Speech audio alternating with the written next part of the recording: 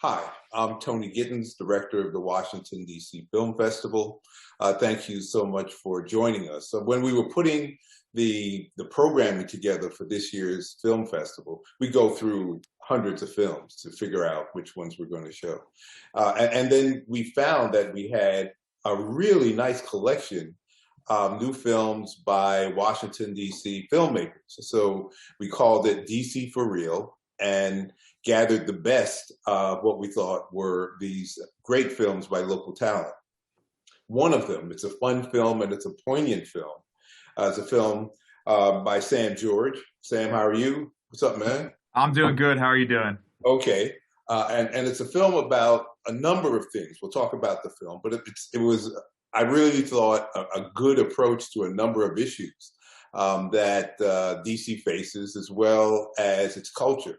And I thought Sammy did a really good job pulling this together. Go-Go City, Replacement and Protest in Washington, D.C. And first, I'd like to find out a little bit about you. We've had an opportunity to chat via Zoom for a few seconds before this. But I'd like the audience, the folks out there, to get to know who you are. If I understand it, you're really originally from Philadelphia, right? Yes, sir. I just want to say it's a pleasure to be here. It's such a tremendous honor to be selected for a film festival like this and to be able to share this work with other films about Washington, D.C. It's just really a pleasure. So thank you very much, and to the team that behind the festival.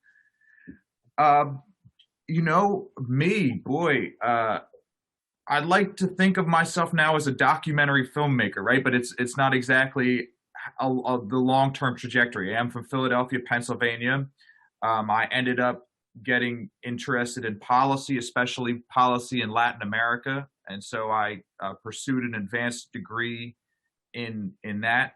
My hope was to get back and be able to get on the ground and talk to people and understand different communities. And, as I talked to Dr. Sevilla Prince, who is an anthropologist here in Washington, it's through my conversations with her that I think I realized that what I really wanted to be all along was an anthropologist. I really wanted to study different, understand different communities and different ways things work. But I tried to approach that via the policy route. And I realized that I was behind a desk a whole lot writing and not having the impact and interactions that I was hoping for. And then about 5 or 6 years ago at the Bertelsmann Foundation, we really started to take a step towards trying to show rather than tell, and rather than simply focusing on what the local politician or the national politician thinks, to bring in the people that are impacted by the policy and really give them a chance to tell their story and share their story. And we've really been getting deeper and deeper into that, and hopefully getting better at it. And now that's really the primary way that I try to share my research, is via documentary film. Well, how did you get interested in film, though? If you started out it takes a degree of training to make a film the quality that you've made. How did you get interested in it? I always loved it, especially documentaries. It just never felt like it was something for me. I didn't have access to the training or the equipment more than anything else. And I think that it sort of began when I realized that one way that I could get myself back on the ground talking to people was if I were to film interview videos. Because when I was writing policy papers, I could do that from anywhere. I could do that comfortably from Washington, D.C., and I wasn't getting to go to meet the people and talk to the people that I was hoping to. But I said, well, if I start doing interview videos, I'm going to have to go there and do this in person. And I was lucky enough that they got me a very inexpensive camera. It's still funny, to reflect upon where this all started from. A very simple equipment, which I had no idea how to use. And, then I just really learned the basics by doing interview after interview, and often with very little time to set up. That if I'm interviewing, a senator in Argentina, I'm lucky to have 20 minutes on his schedule and 10 minutes to set up. And so to be in a room that I've never seen before and have 10 minutes to prepare an interview, that forces you to make a number of decisions very quickly. And then the number one, my greatest teacher, and I hate to slight people that have helped me along the way, but absolutely my best teacher have been the mistakes I've made. Because when you're self-taught, you just make, it's so hard, this stuff, and you make mistake after mistake, and it kills you, but you don't make that mistake again. And yeah, I think that's really how it began. And then, you know, so I would start by doing these interviews, like I say, typically with policymakers or leaders or things like that. And then I would go outside and I would be in a taxi and I would do a quick interview with the taxi driver or somebody at the newspaper stand or somebody selling fruit. You know, Senator X just told me this. What do you think about that? And then I would go back and start cutting those things together. And I didn't know what I was doing at the time, but I was taking these little baby steps towards the massive world of documentary film. And since then, I've just been really appreciative that I've had the opportunity to do it and just try to immerse myself and do it as best and as honestly as I can. So then you come to Washington, DC, right? And you came to work for Bertelsmann. I'll ask you about them in a couple of minutes. Sure. Yeah, but so you came to work for them. And then you find yourself in this city. And so and how did you get from coming from Philadelphia to Washington for a job and winding up being passionate about go-go? Yeah. No, that's a great question. I mean, I came to Washington to finish my master's degree at SAIS, at Johns Hopkins SAIS. It's the International Relations School. Mm-hmm. And I still remember when I first moved to Washington trying to negotiate with the landlord for a 10-month lease because I was only going to be there I wasn't going to be there for 12 months. I only planned to be in DC for 10 months. That was 10 years ago. So, and, you know, it was and what I'm about to say is completely inaccurate, but it's how I felt in those first years in Washington. It was frustrating for me at first because, you know, I come from Philadelphia, a very old city, and I had been teaching English in Europe, and I had, you know, studied Latin America, and I really liked old things that you could really had a sense of where you were. And when I first moved to Washington, you know, we're talking about 2010. That's really when this insane kind of period of gentrification was bumping into hyperspeed, like, you know, the Millennium Falcon in Star Wars. And everything felt like it was built yesterday, you know, and I didn't know any better at the time. I didn't know the history of the city. I didn't know the depths of it. And when I personally found go-go music for the first time, it was probably about 2 or 3 years in, you know, so maybe 2012 or something. And I just loved it, you know? It was like I found it sounds silly to say this, but it's like a music I always dreamt existed since a little kid and never knew that it actually existed. And I just really fell hard for the music. I really, really, really loved it. And so you started hanging at the clubs? Yes. And that's what was so cool about this is a lot of times a documentary filmmaker, and this is a position I'm in frequently. I'm frequently in the position where you have a day to get to know somebody, and then you're at the same time, you're trying to say, look, I'm doing this project. We'd really like you to join. Because like if you're doing an election in West Virginia, which I've covered an election, I've done a documentary about an election in West Virginia. You don't have too many days on the ground to get to know people and build trust and learn the network. You got to start working. But I had no idea that I'd ever be making a documentary about go-go. For 5-6 years, I was just going and enjoying the music and immersing in it. So what drew you to the story? We talk about the film now. I mean, you had a number of things you could make films about, and I understand. But what drew you to saying, okay, I want to make a film focused on go-go? So it was sort of those two things that I talked about. One, this feeling of arriving in Washington and feeling like it was completely rebuilt yesterday. And then two was this experience with go-go, because it was not just the music that I loved, but it was through, I talk about go-go as a doorway to start to meet the people that make Washington City, the historic communities that have lived in Washington, the deeper roots, which are incredibly impressive in this city, the history of this city. It was through the music that I saw that there was so much more that was violently being pushed out of the way by this gentrification. And I thought that, gentrification, it can sound very academic, and it is something that can be studied from an academic perspective. But I thought that there was a way to show the amazingness of this culture and use that as a doorway to talk about some of these economic impacts of gentrification and the change of Washington. And on the one hand, the potential of what this city is and has been and could be. And on the other hand, this very sanitized version of high-rise condo buildings and kind of restaurants with LLCs in New York City, and this documentary came out of a place of love and anger. It came out of a place of love for the culture and the music, and it came out of a place of anger for what was being done to the city. So my motivations were really those a positive and a negative. And you start out. This was during the COVID pandemic, right? So, and you start out wanting to make a film about the confluence, the coming together of go-go and gentrification in Washington, DC. And those were the two things you started to make the film about, right? The crazy thing is the majority of this film was shot during COVID, but the planning of it and the initial scenes were not. The initial scenes were done in January and February of 2020.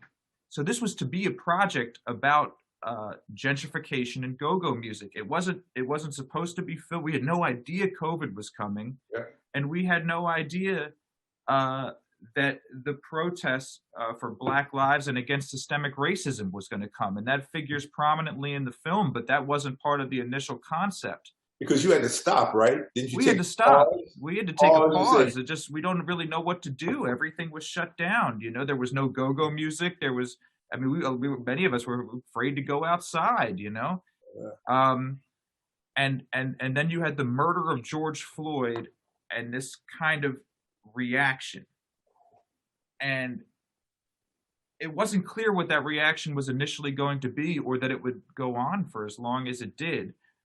But, it became clear quickly that this was a reaction against systemic racism, initially in the criminal justice and interactions with police, but a systemic racism that extended beyond that to things like health and employment and education. And, and that depends on the city. And in this city, one of the ways you're seeing the systemic impacts of the American economy is in the gentrification. So I said, this could be tangentially related to what we're talking about.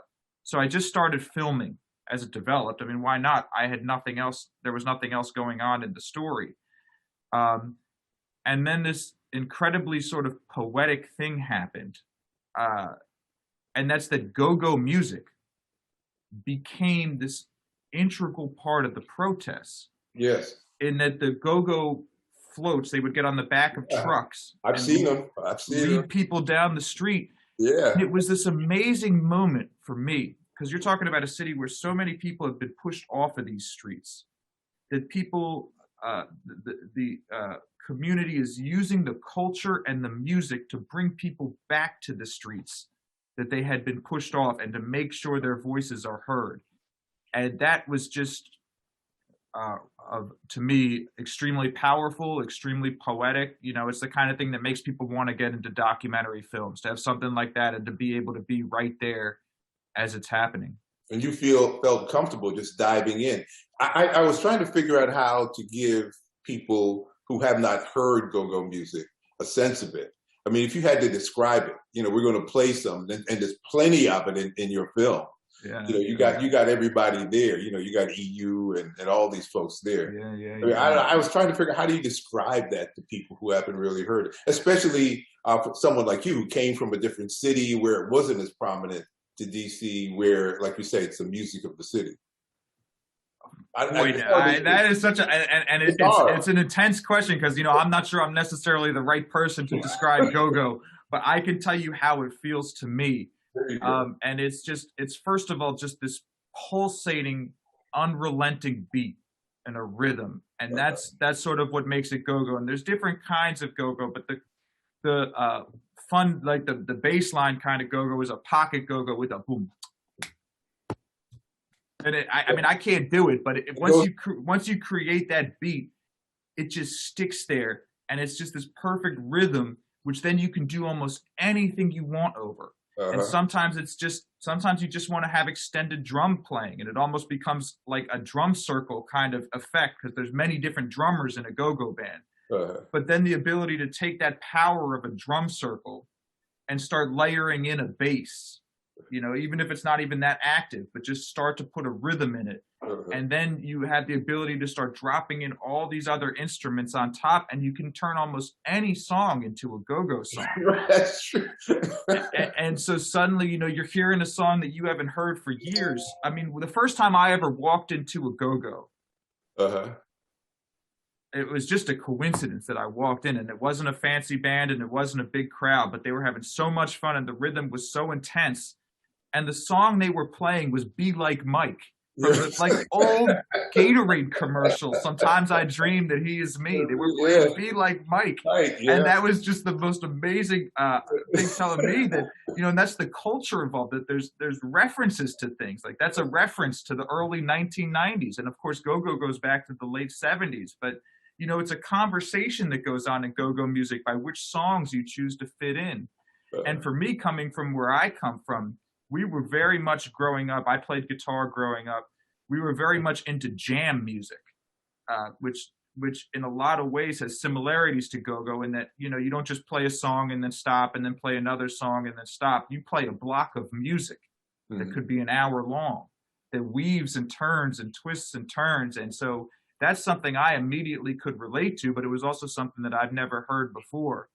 And you talk about how this became the music of the city, and you look at the metro store over on 7th Street. Yes. And yes. how why don't you tell that story and how it was so representative of gentrification and Right. how people took a stand. Right. So there is a metro store on 7th in Florida, a PCS store where you get things related to your telephone. You get your telephone fixed and this and that. It's run by a guy named Don Campbell, and he also has a go-go CD store. So he's a collector. There's so many different kind of people in the go-go scene, and one of them are the people that collect and trade and make recordings of concerts, over the decades. And so he sells the CDs out of the back of his store. A great way to get to know the music if you want. But the other thing he does is play the music out loud in front of his store and nice big speakers, and he just lets it play. Always go-go music, always the sound of the city. And that's been going on since like 1990. And everybody knows that when you go to that corner, you can hear go-go music, and it kind of puts a bump in your step. You see people dancing as they walk by.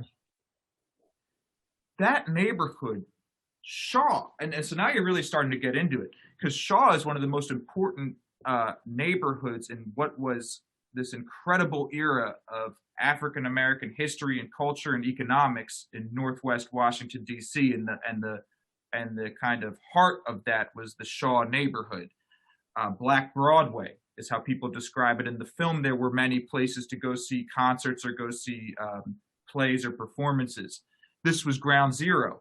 That neighborhood has been radically gentrified in recent years. So you have people moving into what was once called Black Broadway, and they're moving into these high-rise apartment buildings, and they're not really happy about hearing that go-go music coming from Don's store. And they have the gall to tell him to turn it off. And he had to. At first, he had to turn off his music. And this was sort of like a line in the sand moment for Washington, D.C., for people who have lived in this community for a long time that have slowly seen their neighborhood restaurants disappear and have seen their houses become too valuable to hold the property taxes, not unable to keep up with the property taxes, and the rent becoming too expensive, and just the slow erosion of something that was so powerful and so meaningful. And then to come in and say, turn off the music, it was just a step too far. So then people gathered outside. Yeah, people gathered outside. And I think that what makes it so bad is the music was there first. Like the music was there, and people moved into, and what it was showing is that people moved into a community and they didn't take the time to learn what that community was about. They moved into it and then said, we want to change it. And that's what made it so golden. Gentrification, the worst of gentrification. Right. To just, well, whatever was here before, we don't know. But would you please turn that music off? Yeah. And so people gathered. People gathered, and you major shout out. The news folks covered it. Yeah, they got the bands out. As a result, the music is playing back at that place. And so you had these two. You had gentrification going for your film. You had go going, and then you start taking. You go into the protests of last year, the racial justice protests, and your films. You're shooting the actual confrontations between the protesters and the police. Yeah, that's great footage. Thank you. Thank you. How'd you get there? That incident with the go-go store and the music and the fact that it got turned back on following the protests that you mentioned is, I think, that highlighted the power of the music for policy change. Yes. And that was a forerunner to what we're talking about now. Yeah. And in terms of filming the protests, I just kind of did it. I think that anybody that really is into their craft knows that sometimes you just work really hard and you do things, and that's what I tried to do. And I really wanted to film it in an honest way. There's a lot of people that tried to use the protests for a political point. And, sometimes there's outliers, like the person that might be taking it too far. And that's not necessarily indicative of what's really happening. And what I really appreciated is getting to talk to people about why they were here, why it was important for them to be here, either whether through that's a quick one-on-one interview or whether that's them filming them talking to the police or the guardsmen that were there. And, I'm not sure if that answers your question, but it was definitely an intense moment in history. You felt like you were filming a part of history, and I'm happy I could film it. It made me feel like I could play a productive part in being with that protest. It's great. It's great footage. I mean, it's you are on the scene kind of footage, and your interviews with the protesters, most of it really was an interview. You talked about how you're interested in being a vehicle for people to tell their story. Say a little bit more about that. I mean, you talked about that. Yeah, thank you. Thank you for the chance to speak on that. I mean, it's almost always I'm working outside of my whatever you would consider my personal background. Whether I'm filming with people that used to live in the Soviet Union in Latvia, or whether I'm still filming, in what used to be Black Broadway in Shaw, and people talking about what's happened to their community.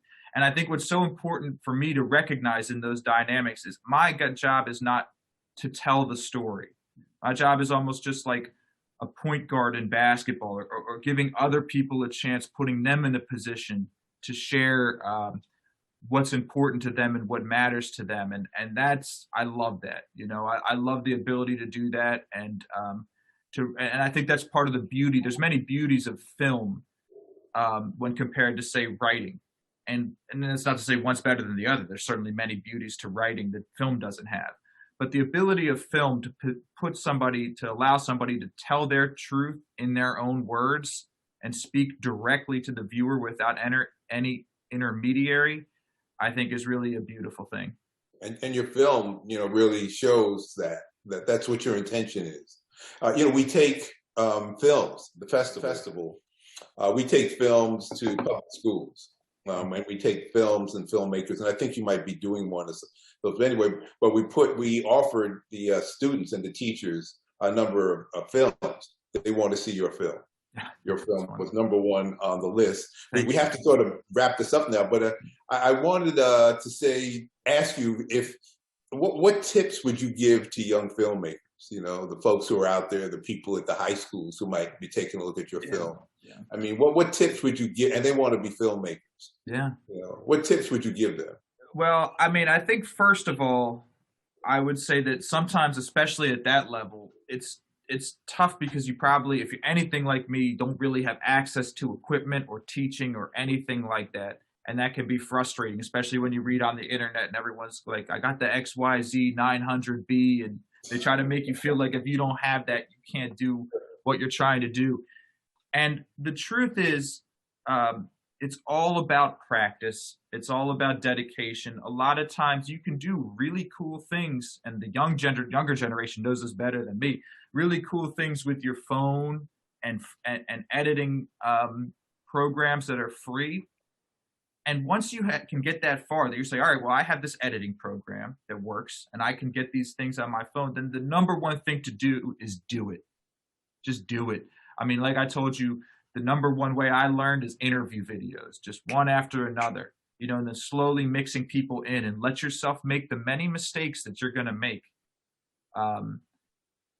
So just try to get as much experience as possible. And then I think that, you know, try to find ways to turn the disadvantages into advantages. That's kind of what I was thinking when you were asking me how to get so close. And I think that when I first even started making documentaries, one thing that people responded positively to is my getting close to subjects. Well, for one, I don't have somebody holding a microphone out. A lot of times my microphone's on my camera. So if I want good sound, I got to get really close, you know? And we don't have the budget. We work with one person. I work by myself. So that, you know, sure, it'd be wonderful if we had 3 people with cameras, but in that kind of situation, you know, that can be very distracting for people when you want them to act naturally and speak from the heart. In some ways, being one person, it can be easier to get close to somebody and make them feel comfortable and establish a relationship. So in that sense, you know, try to find ways to understand what limitations you may have and turn those into advantages. Mm-hmm. And do it because you love it, because there's a lot of, you know, rejection involved in this, and there's a lot of striking out and a lot of not being what you would love for something to be. But if you love it, you can't put it down, and it can be incredibly rewarding experience. Sam, I want to thank you for your time, for your insights and your sharing with us and allowing us to put your film in our festival. I mean, I can tell you how many people already want to see it, how many tickets are out there. I mean, but it's doing really, really, really well. I want to thank you and hope that when you do us a favor, when you have your next film, you let us know so we can take a look at it. But all the best to you. Thank you. And keep making those films, my man. So take care. Thank you, sir. Genuinely appreciate it. Thank you very much. Thank you. You take care. Okay.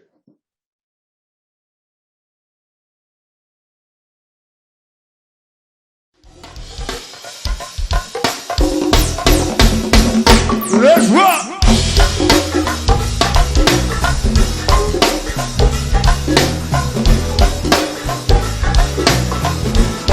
I think they like this one, Isha. Mom said she like this one right here. Ain't it cold? Mom said it's her song right here. I said what? Come on! To the left, to the left. To the right, to the right, right. To the left, to the left. Hey, you're looking good tonight. To the left, to the left. To the right, to the right. To the left, to the left. Keep it coming, y'all. And y'all the hands. Well, let's toast to the good life. Come on, well, let's toast to the good life. Cups in the air, all my drinkers. Well, let's toast to the good life. Well, let's toast to the good life. 1, 2, sing it with me. Said I needed you, baby, and it fits quite alright. I need you, baby, to warm the lonely night. I love you, baby. Trust that I'm in when I say it's so, baby. Said, oh, pretty baby, to gonna let me down, I pray.